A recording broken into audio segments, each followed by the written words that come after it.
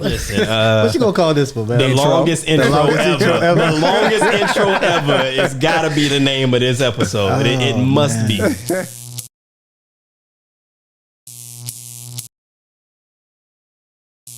Yo, what's up? I am Omega, and this is Diverse Clarity. This is where we have those thought-provoking conversations about things that matter and some that don't.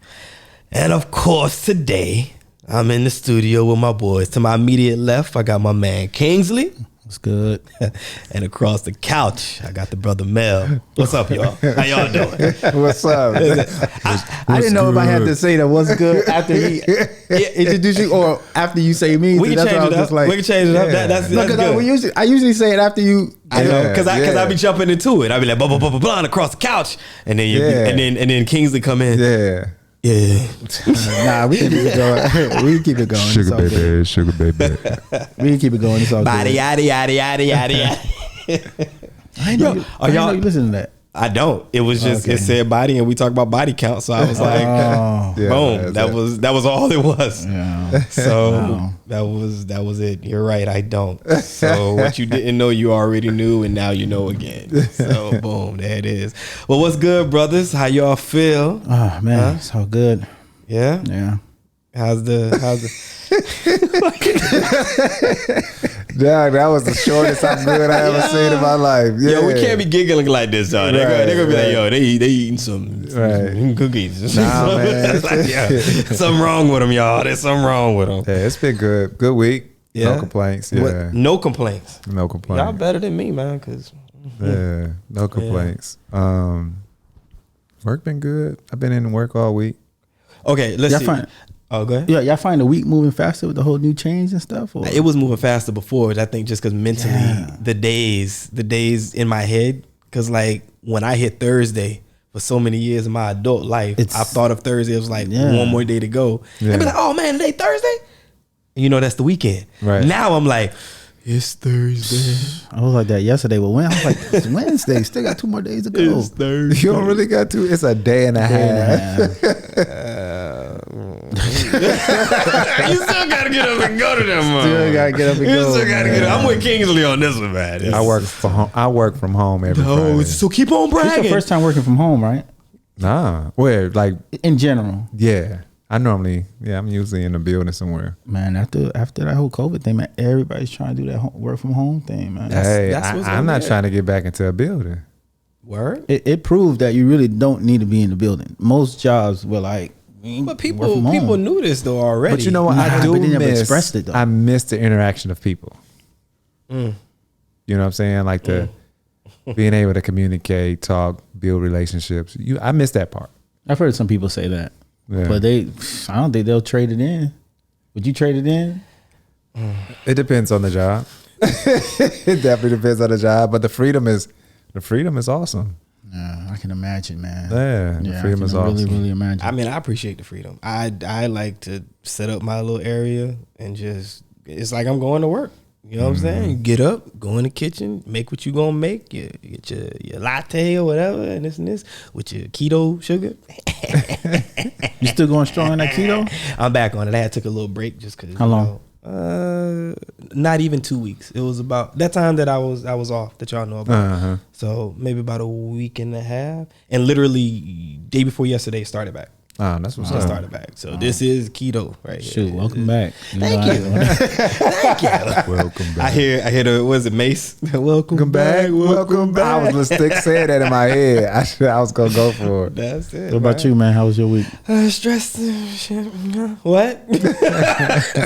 Yo, it's been a long week, man. Yeah, it's Tell me about it. I feel like I don't want to. Yeah, right. You know what I'm saying? I don't know. I don't want to go in details because I don't want to like put people on blast type of thing or whatever. Yeah.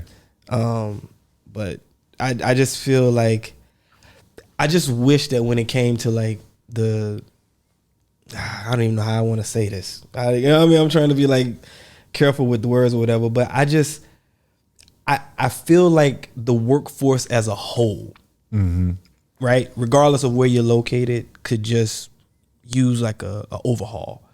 How situations are handled, how people are handled, standards and things like this are upheld, how you put the people first, because I mean, unless you got a business that goes off of rainwater, you need people to like, you know what I'm saying? Like do the work or whatever, right? Like unless the production is coming to you and there's nothing that you know, that you require people to do, then, and you're not taking care of the people, whatever. So I just think in that realm, I just wish it was that way. So I've been doing a lot of reflecting on like life and work and progress and decisions and choices, and it's just, when in the workforce. So like when you talk about work for me, it's just like I'm thinking about other things. I'm thinking about like what's next and how to get there, how to accomplish it, how to lift this off the ground higher. You know what I'm saying? Doing more than the podcast. We know there's the photography and the videography and the music and everything else that's related to what I do. But it's like, I think I'm in the mindset of like, yo, I need to be doing this for myself. You know, I don't mind working for someone. I don't mind having a job. I'm fine with that. But like the only way to really invoke change is like either you're going to be in a position where you can do it, or you're going to create the position where you can do it. And I feel like I have the bandwidth to do both, but I'd much rather lean into the side where I'm creating a position for me to do it. Right. You know, so it's all about creation, man. It really is all about creation and creating your own position, your own job, creating these things that the workforce claims they create for us. Right. But just to be able to create it for yourself, man, I think that's a beautiful thing. And I think you two brothers, like you work in the field where obviously it's not y'all's fault or problem or whatever, but like y'all work in the field where like we've set a stage, we've set a precedent on how education is to be done, and you guys are in that community. Like for example, I would love it if school was more geared towards teaching people to know about work, and as far as like business and understanding numbers, and like, okay, history is important, you know what I mean? Like that's we need to know our past, doing the repeated and all this stuff, but like what are we really teaching our children to like help them get out there to become entrepreneurs or successful entrepreneurs, having their own businesses and whatnot? I feel like that piece is missing. I guess in the short, it would be like we're really teaching our children how to get out there and learn how to do work, and ultimately they're just working for somebody else. Go ahead. No, go ahead. I don't cut you off. Go ahead. I think that's been the narrative though. I think everyone's kind of waking up and noticing that that's what education has been doing. Like even before COVID, like I've heard that before, where it's just like, what they call it, factory line, worker bees. It was a term they use. Well, I'm not dying if the queen go out. I'm not killing myself, because that's what they do. That's what the bees do. That's a bad example, because I'm not doing that. It's more like I need to research that. Yeah, that's like if I'm not mistaken, that's what they do, right? In the colonies, when the queen bee dies, the other ones, they kill themselves. I don't know. I have to ask my son. He's into bees? He's into everything. Ants. Animals, insects. Oh wait, I'm sorry. Wait, I think I just misspoke. Not bees. Ants do that. Does it? It's ants. Yeah, it's ants, I think. Really? Yeah, it's now I gotta check and see, and then I'll have to post something at the bottom of the screen. But I think that's what it is. I think it's the ants, when the queen ant. You don't like ants, buddy? I just think about it when you step on the mound, they all just like, I don't know, that just gave me chills, man. We'll be right back after this commercial break. With ants goes marching. Oh my God. This episode has been brought to you by Raid. Oh gosh, man. You step on the mound, they just come in, and then you see the ones with the wings. Oh man. Yeah. But yeah, I think it's the ants, not the bee. Yeah. I think I was wrong. I think it's the ants. It's one of them two. Okay. But they kill themselves like when the thing. Now I gotta look it up while y'all talk, because I'm curious. Why not just look at like you do when you put the insert in the middle of the show? Huh? Don't you do like the insert? Yeah. I can do that. Now you make it work for me. Now I have to do it, because I slightly mentioned it, and now when the edits go back, I'm be like, man, now I gotta put a dang. But yes, I would do it. But it's one of those. I'm not sure, but I think they kill themselves when the queen dies, and that's it. So they spend their whole life working to protect and manage the thing. But actually, maybe that is a good It is a good example because we work to the point of we just work until we die. Well, they give you the retirement 65, and then watch. And a watch and a pen. Now they give you the pen. Watch, so you can watch yourself slowly die. The pen that you don't know how to use because you got to like squirt and the ink come out and then you done jacked up your. No. See, exactly. That's what I'm saying. I think this listening to what you were saying before. I think this generation, man, they people are getting fed up with this work stuff, man. After COVID, they realize I don't need to come into a building. Yeah, I can do this at home. And then you have back home? They got the Great Resignation right now. This time they call it. Is that what they call it? They call it the Great Resignation. There's a lot of people saying, "F this, I'm out." Yo, what if we all put a plan together? And I'm not saying specifically us, but I'm not saying specifically us. What if we all put a plan together to pool resources and have our own shit? That's what it's about. You know what I'm saying? Right. Like, and I'm saying that for anybody listening, right? Like, if you've got like 5-6 people in your bubble, and y'all have similar like interests or abilities, you got somebody that's good with numbers, somebody that's good on the business side, and you got people that can help to carry out that business and push it forward. Why not think about pooling together and having your own thing and being your own? That's the talk all the time. I've heard that conversation all the time. I've heard that all the time. Really? But ain't nobody, first and foremost, what resources are we trying to pool? Nobody knows. Nobody knows. When you say resources, what are we talking about? No, he's saying it depends on what you want to start. It depends on what you want to do. You know what I'm saying? Like, it depends on what, like you're saying, like if it's going to be, let's say the podcast, and then we just divide and photography, or if you're going to start graphics, like. But see, that's the scary thing, because then you have to pull the people that have the interest. Because if they don't have the interest, then they tracking their feet. Not necessarily. You pull the people based on their strengths. You see what I'm saying? That's what it is. Their strengths. But you need a team. They say that you got to have a team. Yeah. I remember when I used to run for office, they would like get a team, and I didn't never get no teams. I was out there passing out flyers by myself. I learned for office, like in school. No, I ran for you office were class twice. President? No, I ran for office twice. I ran for the Congress? state of Florida Senate? representative, and then I ran for a city clerk in my neighborhood. Yeah. Wait, city clerk. Yeah. What does that do? I don't know what they do, man. They just be sitting there. You know what? They keep the. I don't know what they do, but I want to be it. They keep the time and stuff like that. Yeah, during the meetings and stuff. Yeah, timekeeper. Yeah, well, and more gigs too. But I don't know, man. I was very ambitious, so I just ran for office and stuff. Did they also cross over and do the what's it called in the courtroom? The stenographer. Nah, they cross over? You know how to type on that little bitty key? They actually did something for the city. I know in the meetings they probably kept time, but in the actual city, their gig, I think they did like business licenses or something like that, or registered you for something. I think the only thing I've ever done anywhere close, city clerk. That's what they did. They were like the clerk, like when you run for office, there's someone that time stamps when you submitted your paperwork. That's what they did. So they did like a lot of business taxes. They did a bunch of stuff, man. I gotta look it up, man. Oh, so it was more than that. I thought you was about to say you ran for office to be able to stamp paper. I was about to say, like, what? I wouldn't mind. I mean, because like I said, I was very ambitious. I had big, lofty goals. So I was like, man, let me just run. I mean, the state of Florida representative was damn near big, and I was going against this monster of a guy that always won. And you got pictures of like your campaign and all of that. Like, yeah, I have video. I have old flyers. Did you do like a video? I tried. Can you give me some digital versions of it? I want to put it up on. I'll put that on the screen. I have that. I have my city clerk flyer. I have my city clerk flyer. Yeah. Really? For real. I want to see this. Did you win? Man, no. That is the longest no I've ever heard. Because it was like 5 of us running. Okay. So the whole plan was to get me in the runoff.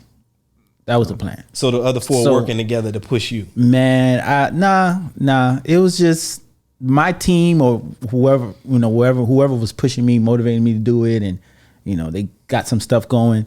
They were like, "Let's get you in a runoff against this one guy." Right. But that didn't work, man. I got like maybe less than 10% of the vote. Oh wow. Yeah, but it was fun though, man. Just did you know people? That's the thing. 'Cause that's why I started it, because you said team and pooling resources. Right. I had a few people that we went out. I did the petition route, so I had a few people go out and knock on doors to get the petition. Oh, so you didn't have sponsors and nothing like that? No, because it's small time. City clerk was small time. State rep, man, that was a you went for state rep too? Yeah. Wow. He did both. Okay. Yeah, so I mean, it was a fun experience, but I learned about having a team, and I'm still learning that now. Like, did you have to give speeches when you were campaigning? No. Yeah, my favorite part of it. Yes, we can thing. Huh? Yes, we can thing. Oh man, this was Black Power. Was this before President Obama? Yeah, it was before President Obama. But no, it wasn't. It was after. I remember the election was 10 years. My mom had passed away, so Obama it was like in for 8. So nah, it was like we already had Trump come and go. So actually no, President Obama was in office. Okay, he was in office because this was like around 2010, 2011. Right. Yeah, because so what made you go from city clerk to state rep? Oh, state rep to city clerk. You started with state rep and then you went to city clerk next? I did state rep, and there was a guy already in the position. And I went door to door to collect petition. Yeah. And they liked this guy. So when they found out I was running against them, they were like, I'm not signing this. So I was just like kind of trying to fight that thing. And, just did what I had to do and it didn't work out. And then I went down to the city clerk for North Miami and then did that I finally went through that whole thing and submitted paperwork and financial documents and all that stuff. Yeah. Tried to get a team together. I remember holding those signs at the voting poll and stuff like that. Newspapers calling me. That was like the fun part. They'll call me and be like, "Hey, we want to interview you." You have this stuff though. Like you kept like newspaper clippings. And newspaper clips. I can get all that stuff. I mean, all that stuff is public record. I can pull it up. Oh man! If I just Google my name and it might be like a video from like the news, like the local news or something. Oh, so you did an interview that was live and everything? No, it was over the phone. Oh, yeah. So they'll call me. Hey, I'm such and such from Miami Herald. I want to talk to you. You're running for city clerk. Oh, all right, cool. All right, when were you born? What are your plans? Blah, blah, blah. So it was fun. It was a fun time. You do anything on television? Like interview stuff like that? No. It was debates? For city clerk. It was small time. No debates. Nah. Okay. Nah. So man, it would be nice to put together like a little montage, like all the little things. Yeah, there's no video, man. Yeah, I just got pictures of my signs, my yard signs and stuff, and I got the picture of the flyer. Yeah, it was fun, man. I had a little political aspirations and stuff. I still have them. No, I actually would like to be governor of Florida one day. Really? Yeah, that was my goal. That was like the whole starting point. I'll try to go and be governor of Florida one day. I'll be able to say that I had the governor of Florida. Man, that would be nice, on man. the podcast, and we still got to do everyday people. Man. Right. I'll be able to say I had a one-on-one with the governor of Florida. It's political. Oh, y'all don't know about that yet. Everyday People's coming soon. We'll talk about that later. But I'll be able to say I had a one-on-one with the governor of Florida before he was the governor of Florida. I wish, man. I really want to get there. I'm just saying. First and foremost, I gotta be great for the business. Right. First and foremost, I gotta go back home. First and foremost. Oh no, that's and not then gonna happen. secondly, it's those dreams. Secondly, it's very political, man. Look, it's very like I thought it was gonna go. I submit my paperwork, and it's very political, man. Like I remember, I got an email. I still have that email. The dude was like, "What you running for? You not ready? You ain't," like, shot me down. What did he say? The guy you opposed? No. There was this guy. He's hot in politics. I met all these people that were hot in politics but never ran. But they hot in politics. They know what's right for the city. They know what's right. And the man emailed me this long email saying, "You not ready. No one knows you. You don't know how to speak Haitian Creole. Blah, blah, blah, blah, blah. Why you running? This opponent is better than you because he's done this and done that." I'm like, dang. I thought y'all wanted this? Yeah. This is good. I'm like, man, I thought y'all wanted young black brothers to run. That's what hit me hard. You know what? Because of my dad, like in Detroit, is really big in politics, and it's really about you really got to get out there and get your name out there. But why say we want more young brothers running, and then you have a young brother running, and you hit him with the, well, no one know you. You got to do. It's like, bruh, you telling me you want you motivating me. You telling me we need more. That's like going to med. Like we need more black doctors. I'm applying to med school. Oh, you're not quite ready yet. You're not. It's like, bro, you telling me you need more people, but then you shooting me down. You telling me all this stuff. Did you ever? That's what I didn't like about that process. Did you ever like seek a mentor or anybody in politics, like an older gentleman? I had a mentor. I had him for the city part. I had a mentor, not the state representative. Was part. he big in the city? Yeah. His plan. He set up a plan to make sure I got the absentee ballots, and to make sure people fill out the absentee ballots. He campaigned for me and everything, and the idea was, we have enough numbers to get you at the runoff. That's what the idea was. The election came. I don't know what happened. Wait, to get you at the runoff? At the runoff, because remember it was like 5. You mean to get you to the runoff? To get to the runoff, because it was like 5 of us, so it was going to be a runoff because the votes wouldn't be 50%. Right. So at the same time, right.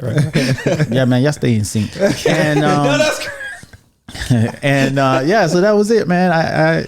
It was a fun experience, but the one thing I didn't like was everyone's like, we need more black brothers running. We need more black brothers running. Then you have a black brother running. It's just like, well, I mean, we have that in everything, right? Like, and regardless of who the person is, I mean, speaking and feel how you may feel about, say, Kanye West, right? Same thing. Like, I mean, he's a bit abstract. He's eccentric, but he was running. He was doing something. Yeah. But it's because of the other thing. Not saying you had something negative with you, but like it was because of the other things why people looked at it like, Kanye shouldn't do it. But then like on the other side, it's like, at least this is a black man that's doing it. Like the children will be able to see that, hey, it's possible. Maybe he could have done it a little bit differently. Okay. Not saying that, not negating the fact, but it's still like, that's something that we didn't see or we didn't see a lot of. Right.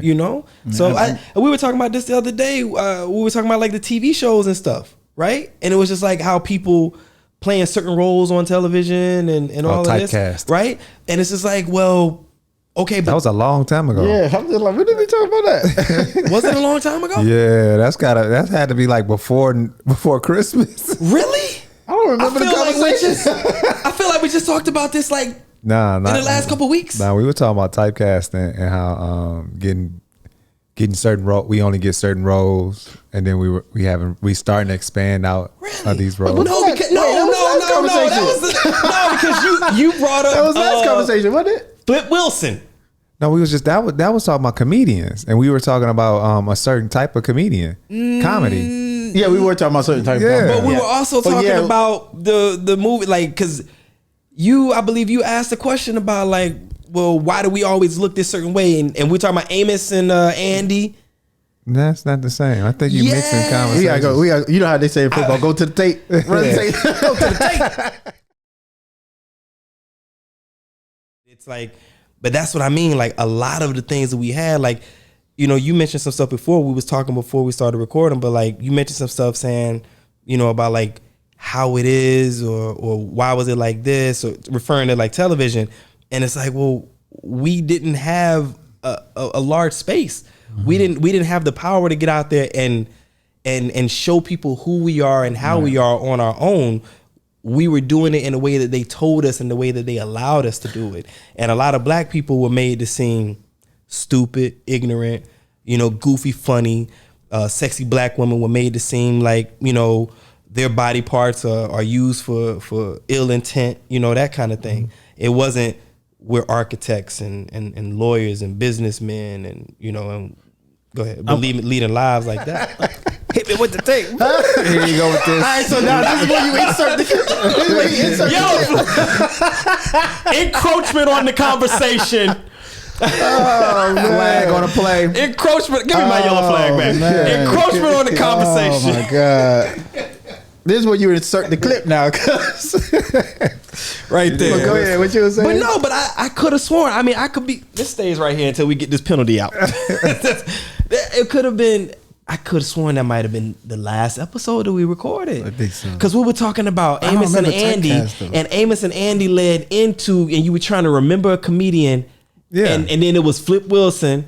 But we were talking about a certain type of comedy and how you were saying certain comedians had did it first, and I was like, nah, that was been around for a while. But then I remember Flip Wilson. But we were talking about how like the people are holding down certain roles, the typecast holding down certain roles, and we were making the argument on the behalf of them, saying like, well, we didn't have any type of representation out there.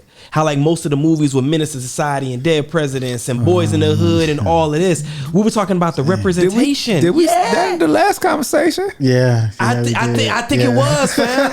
I think it was. Yeah, I think it we was. were all over that last conversation. And that's why. That's why. Be too late. That's why I don't remember none of this. Look, I'm like, this a whole new. Look, that's why, because when I mentioned Amos and Andy, I was talking about a particular scene that they did where it was like they were made to be stupid, and you were talking about, oh, there was another one that did it around that time before them, and that's when you came up with Flip, and I'm like, oh, you right. Nah, we were talking about it was a type of comedy that we were talking about specifically. But we were also talking about typecast, like it was all a part of the. You know how we talk. Look, we didn't went from him being president. I might have been. That might have been when I was searching it. We making a damn basket right now. Like, for real, conversation basket, because we like really weave. And then on top of it, we talk for like 2, maybe 3 hours before we record any episode. Then we do the episode, so it's y'all's fault.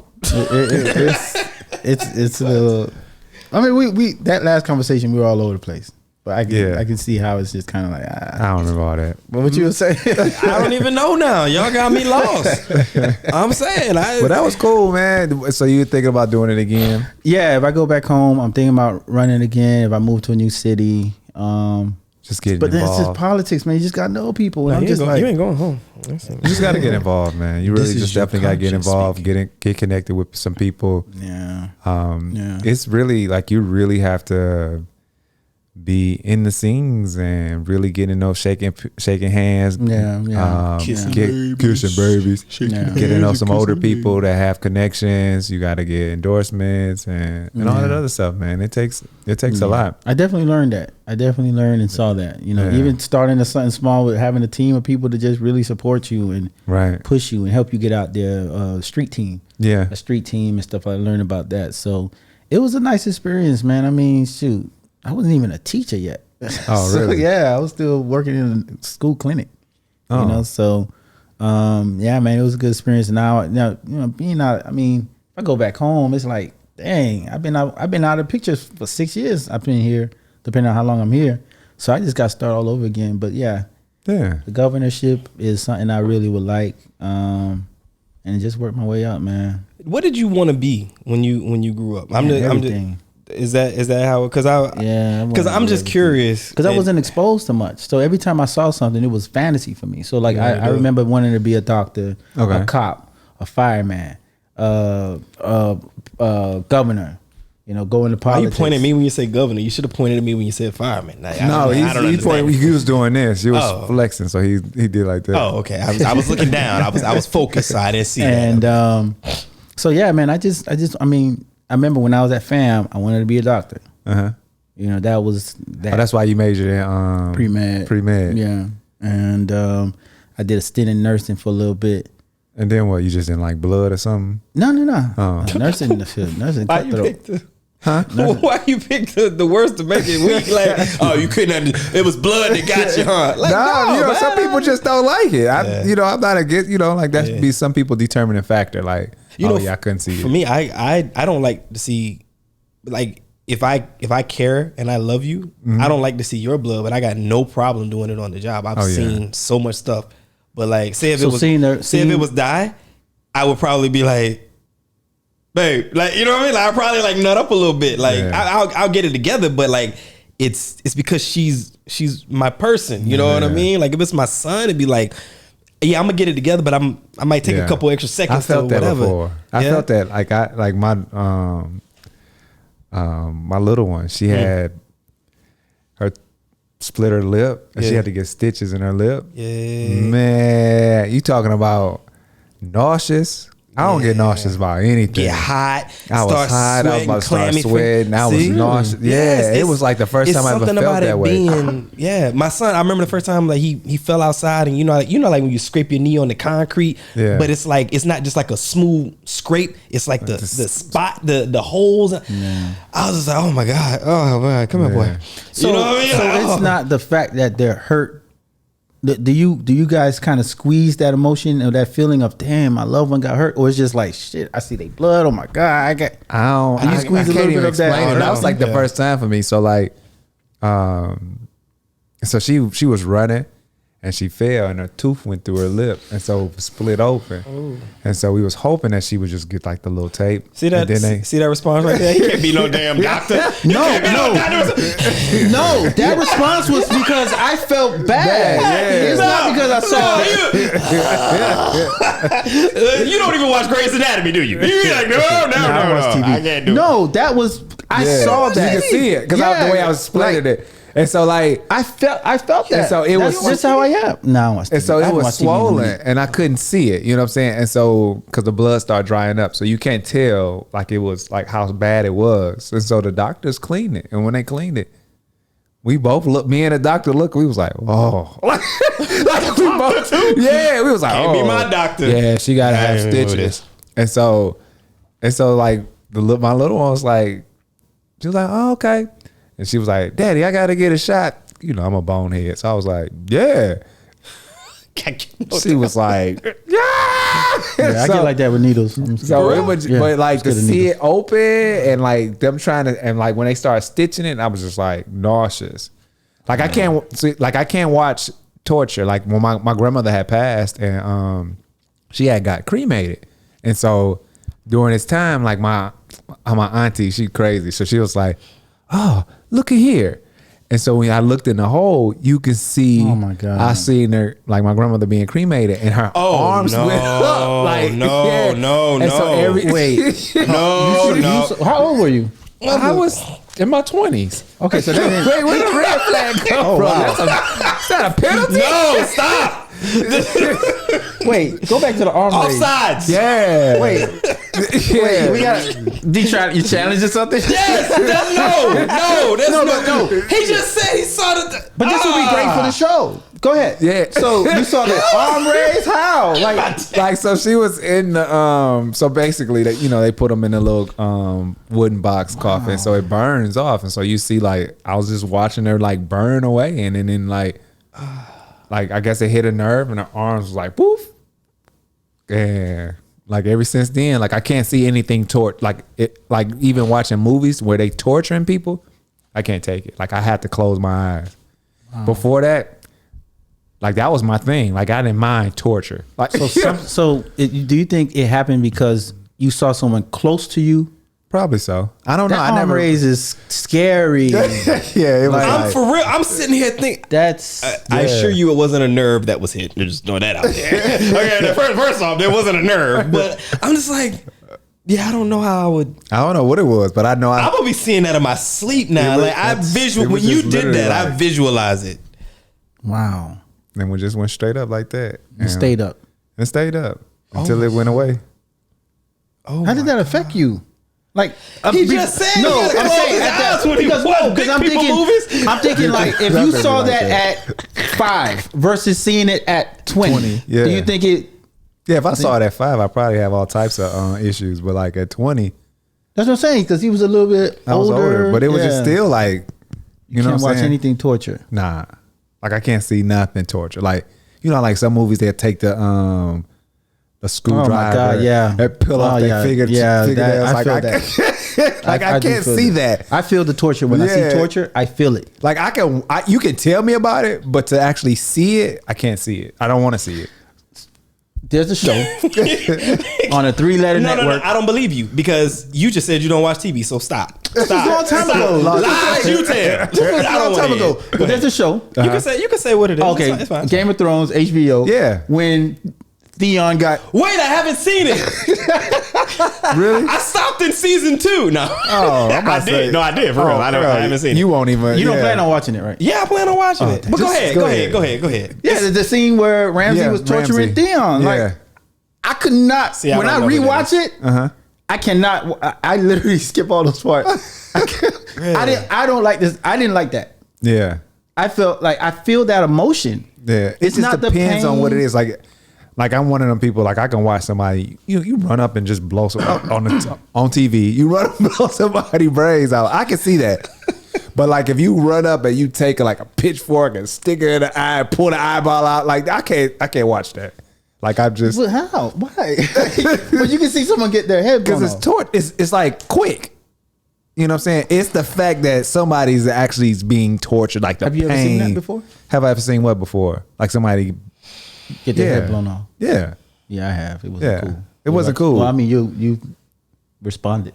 I'm saying he's responded to calls. No, I mean, I've been in Afghanistan as a firefighter. Yeah. Like I remember being in Iraq after 9/11. Had to be 2003, and here goes a story for y'all.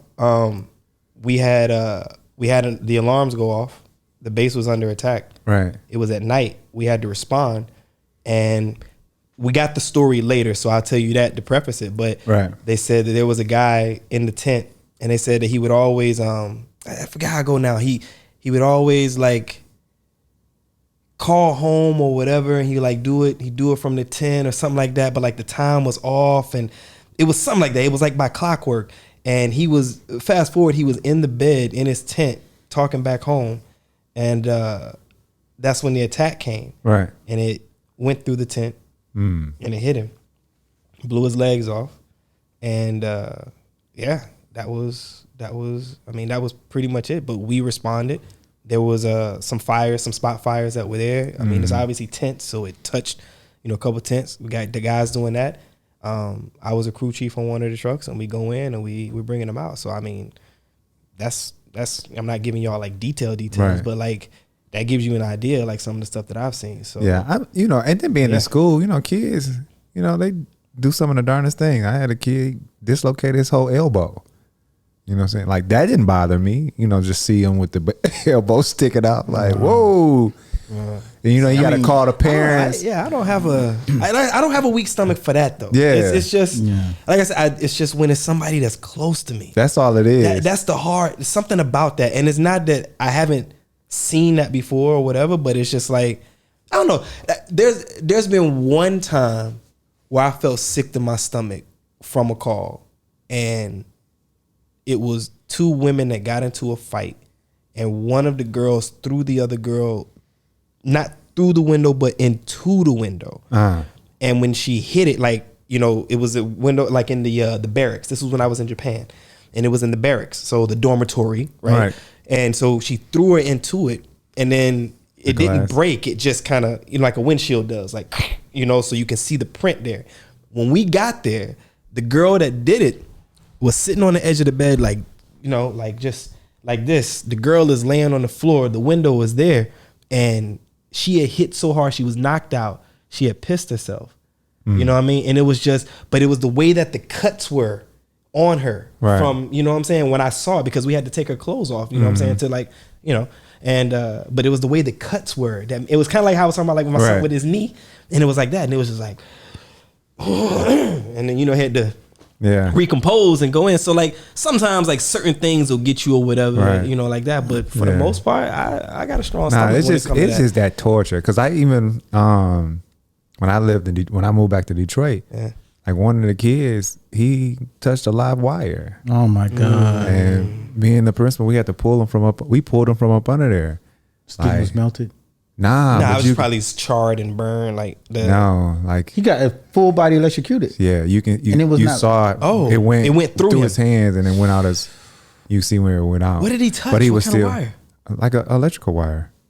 Like in the house? No, it was outside. So like a power line. Yeah, it was like a power line. Yeah, but it was like it was a thin line, but it was connected to the power line that fell. And so when he touched it, it was like live. And so you can see. Oh, it fell. Okay, because I didn't think there was anything on ground level. It was raining. Okay. And so it was a storm. And so the lights were out. And so we were sending the kids back out. It was back home. Because, they were walking to school. So we you got to go back home. We informed the parents. Right. And so we do like a lap around the school because it was like in the hood. So we'll do a lap just to make sure everything's okay. Nobody's trying to get into school. And we just so happened to see a kid like laying up under a wire. And we walked, we took off over there, and I was like, oh, I knew we knew the kid. And so we called, because we didn't know if it was still hot or whatever. So we just called the fire department. Woo. They came. They was like, you got to cut the thing off. But you can see he was still breathing. Cut the power off. They have to call the city. Yeah. Cut the. How long does that take? Nowadays not long because there's an operations center, there's a control center. So it's like, hey, line 7 on street, whatever, blah blah, and again, right. That's it. But every second he's been laying there. Like he been laying there. It took a second for them to get there, and so my principal was like, "Nah, we finna move him." He was like, "Nah, don't move him, don't move him." He was like, "Nah, come on." So we took him and we pulled him out. They did CPR. He rushed to the hospital, but like to see him there, like it was a lot. Like when I went home to Detroit, like we had a few kids pass away. Did he make it? No, he didn't make it. How old was he? He was an 8th grader. So he was about 13. 13, yeah. Yeah. And then we had another one pass away. Did anyone, and I don't want to say them on camera, did anyone try to do litigation? Because y'all was sending the kids out. Well, he was already out before y'all even sent the kids out, right? Yeah, he came to school. Like school was closed, so they had to go back home. Okay. And so it wasn't anything like we did anything wrong. Yeah. You know what I'm saying? People, man, you know how America is. Shoot first, ask questions later. Yeah, it wasn't like that. Like our school was really, we was part of a dope school. Like we was really changing the community, working with the kids a lot. So you knew the kid? I knew the kid by name. So did you get that same feeling like queasiness when you saw it? As an administrator, I don't feel like that. Like I feel like I'm like there to protect. So I kind of had had my cape on, you know what I'm saying? Like I really be like, trying to be strong and blah, blah, blah in front with the kids. And, it's more so of a teaching aspect. And so when I see a kid hurt, it's almost like I was trained to keep them safe.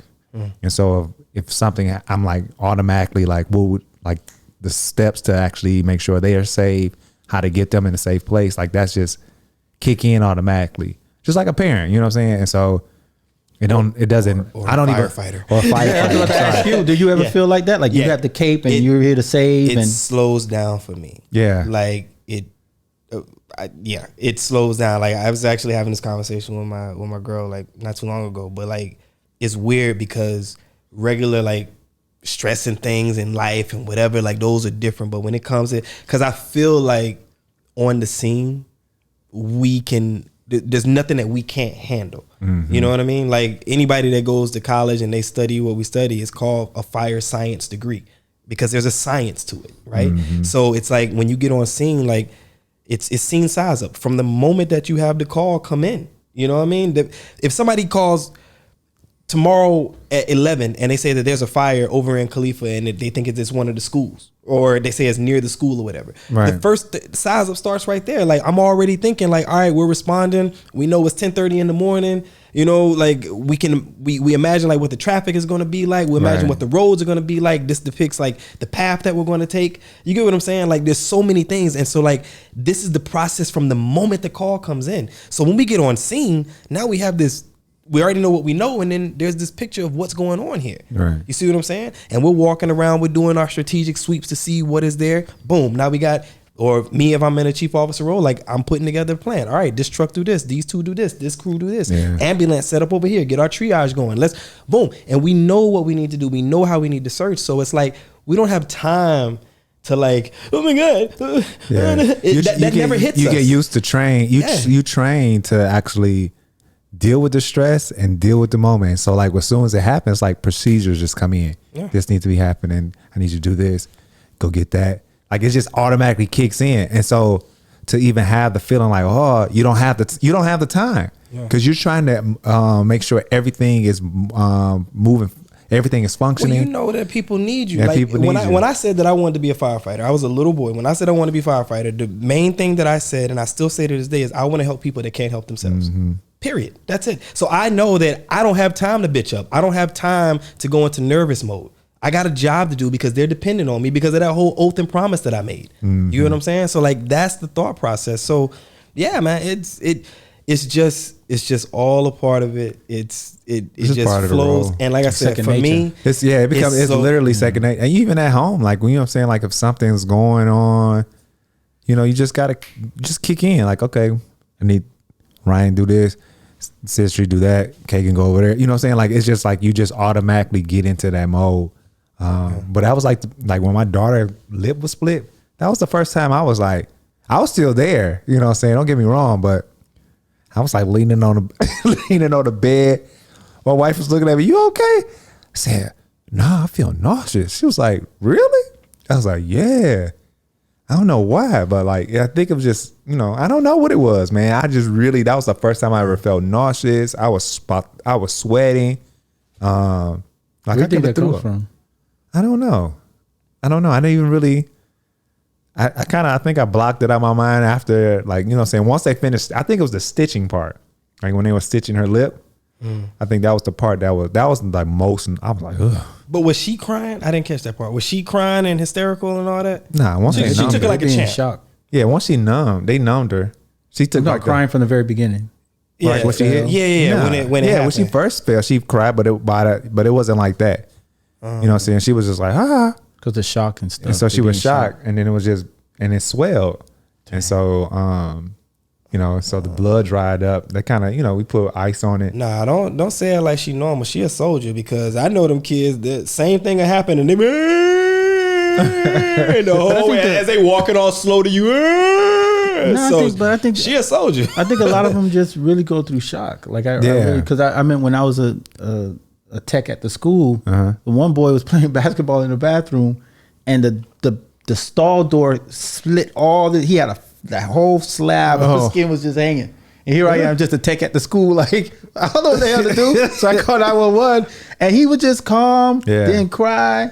He was like, what, second grader, fifth grader? He was in elementary school. You get shot. And then if you don't overreact, it won't hit them like that. You know what I'm saying? So it was like, come here. You like, you That's okay? Key. Yeah, you got to stay calm. That is key. You know what I'm saying? You be like, my baby. Like it's not. Right, then they overreact. And so I never. Now, is something wrong with that? No, I mean, it's not nothing wrong with it. But what I'm saying is, if you as the parent overreact and you don't stay calm, it may cause them to cry and scream or whatever. But if I'm calm and like, okay, the transfers over. The transfer of energy. But that's the same with everything, right? Like, imagine. It don't necessarily mean it's gonna happen like that all the time. No. I mean, but even as adults, it's the same thing. Like, I feel like if somebody's in a car accident and you hit somebody from behind and you're like stressed and you're like, oh my God, and the guy gets out the car, the lady gets out the car that you've hit, and they come back and they're like, hey man, what's going on? Listen, just give me your insurance and stuff. Like, everybody in my car is fine. Like, yours doesn't look too bad. You can drive. Okay, cool. So just give me your insurance or whatever. But if the person gets out the car and he's like, what the fuck did you do? Now it's kind of like, yeah. Do you remember that episode? Yeah. Like, we're not airing that one though. Huh? Oh yeah, we gonna air it? Nah, you said it didn't sound right. I have to go back and double check. We gonna cancel. I don't want that plane one went over. Why not? Yeah, because the plane went over. The kids was in the back. Nah, come on, man. We can. Nah. Why you don't want to air it? Because I wanted to be 100% quality like we always do. Woo! Speak on it. Yeah, so I didn't want it to. You know what I'm saying? Like if you putting out the same thing, the same quality, why dip? You know what I'm saying? Because we can always re-record that. Oh, you mean the quality for the sound? No, not the story. No, not the quality of the sound, but like the fact that, there was like an airplane going by, and then there might have been like some people outside, and mics might have picked it up. The sound, right? No? Yeah. Well, but not the quality of it. Just that there was some injections that we didn't put there. So, but I might be able to go through and you don't know. So it's not, you don't want to air it because of the story. No, not about the sound. No, but if I got it and there's nothing there, it's fine, right? Yeah, it's fine. Yeah, okay. Well, I'll get to the edits in a couple weeks, no problem. I will make sure. Not the story. I mean, because I'm human, you know what I'm saying? And I'm still growing, so I have my moments. Oh, no. That's what I thought. No, because he said that to me the other day, and I was like, but man, I don't want to. I don't want to. He was like, well, you're going to have to. Like, this is messed up. Because it was a good episode. Yeah. It was a good episode. Yeah. I mean, I don't know. I do have like some, I have my own insecurities. I don't, like what'd you say? What's the thing you always say? I like for it to age well. Is that what you're saying? Oh yeah. Yeah. So actually, that's not what he says. He'll be like, man, I don't think that's going to age well. Yeah, that's what he'll say. Yeah, same thing. No, because he's usually responding to it. Yeah, I don't think that's going to age well. Yeah, but what would you think not age well? No, I'm not. I'm saying that's my own Instagram. I just want to make sure. Got you. I appreciate the perfection. High five from afar. Like, but also, sometimes people look at you and be like, "Oh, you don't never." Like, I'm very calm. Like, you very rarely will see me like on 10. You know what I'm saying? Like, if you see me on 10, it got to be something has to happen. Now, like back in the day, you might have saw me in 10, like a couple of times. What you think got you to that point? To being calm? Yeah. Experience, kids.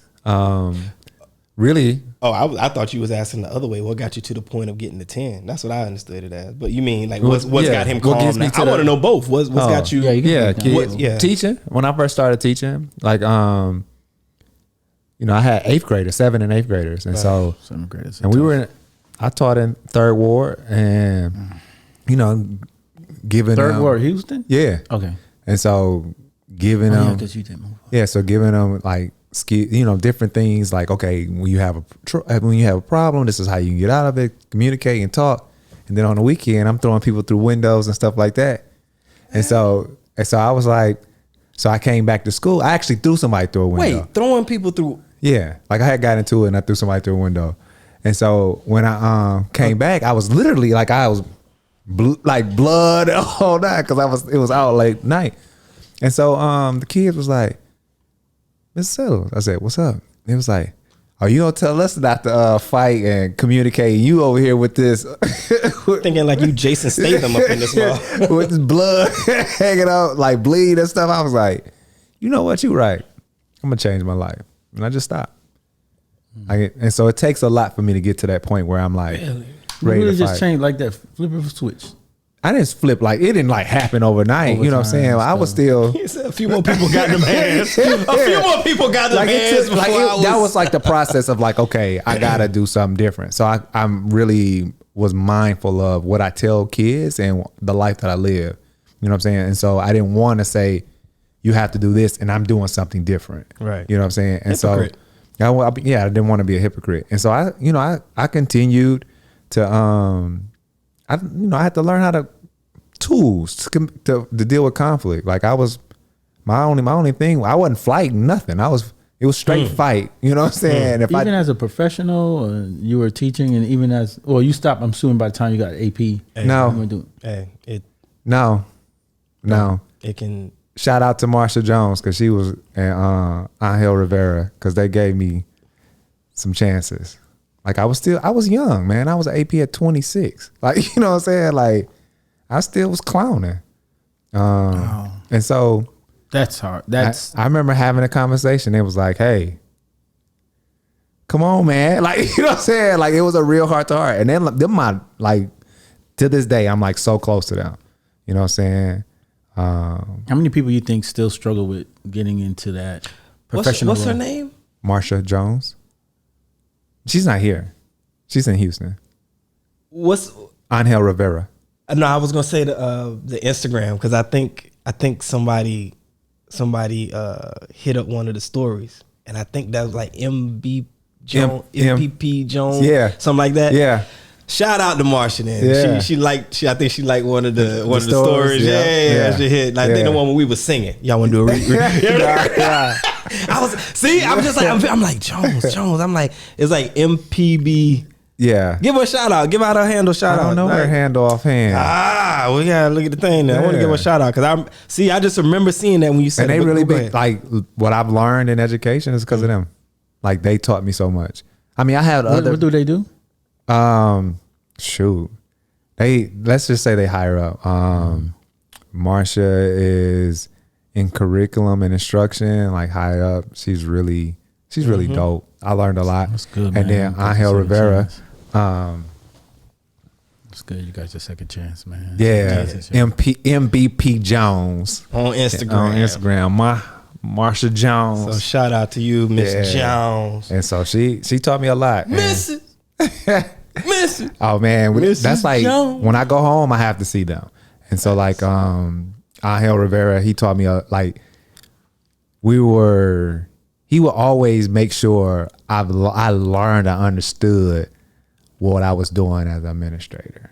You know what I'm saying? And so he literally took me under his wing as well. And so Shout out to him, man. He just matter of fact, he just I don't know if it's official yet, but he was just promoted as a superintendent in the district in Dallas, outside of Dallas. That's what's up, man. Well, second chance. I have to say this though. That was the longest intro conversation. I know. That was a shout. Ever. Yeah. You were gonna tell me we can't that was good. talk about anything. Right. Shout out to John D. Because I know if he was here, we got another 35 minutes of this. I think that's my element. I think today I realized that's just talking about yeah, whatever. But this is what we do anyway. This is what we do. Like we had 3 show topics that we wanted to talk about, and we talked about none. And we ain't hit none of them. We even had one.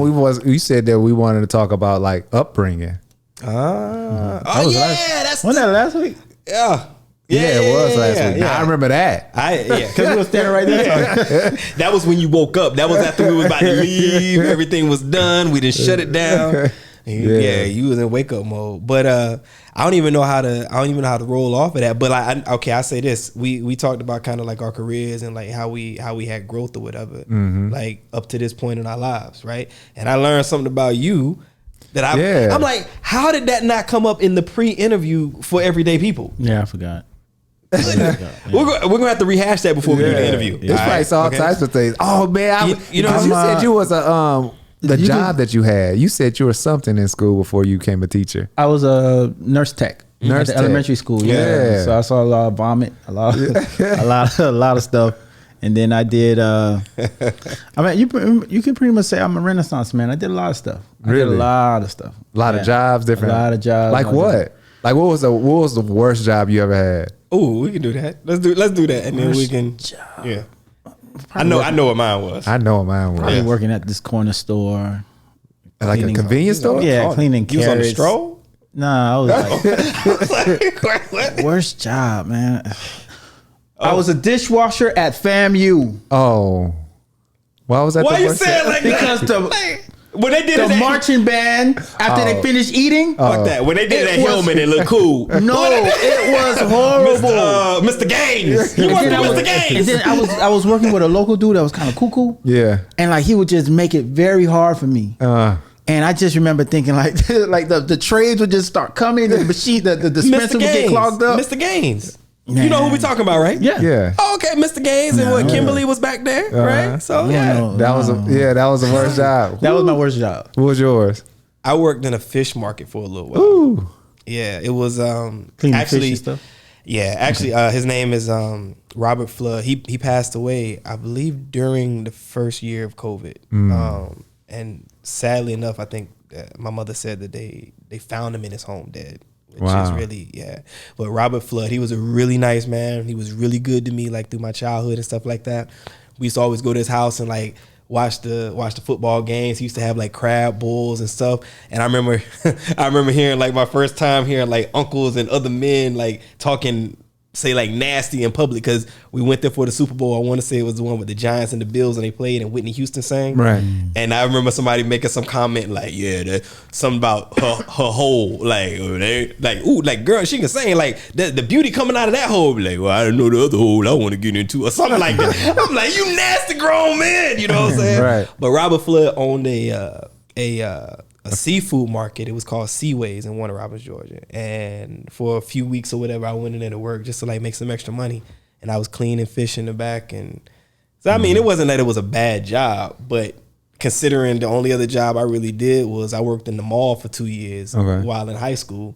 I worked at Fashion Bug and JCPenney, and then after that, I went to military and then the fire academy. So, but those was like my 3 only jobs. So yeah, it had to be the fish. It had to be the fish thing. I worked at Abercrombie. Oh, yo, that's your worst job? No, my worst job. I worked at an ice cream factory, and so how was that worse? And so your uniform was a snowsuit, snow boots, gloves, and a whole mask. Yeah, and so you go into the freezer and you pick ice cream based on whatever the ticket is. So you might be picking it for like a store. And so you got to go in and pull all these ice creams, put them in a little basket, pull it out. You don't have a set break. You break to unthaw. Oh no. Yeah.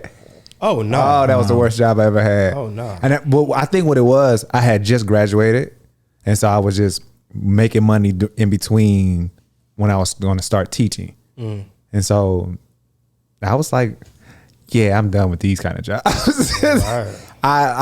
What I tell you, after the first 2 weeks, I ate peanut butter jelly, drunk water, chicken legs, and broccoli. That's all I ate.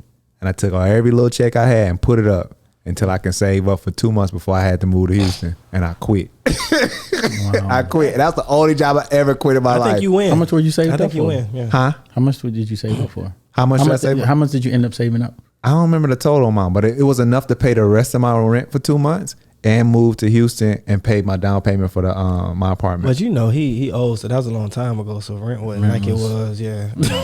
See how you do. But I was staying, during that time, I was staying in like the projects right off the campus, so it was cheap. Yeah. So it was the worst job because of the cold. It was the cold. That bitter cold. It was, and I'm from the cold. I think it was just being in the freezer, like you literally in the freezer, like.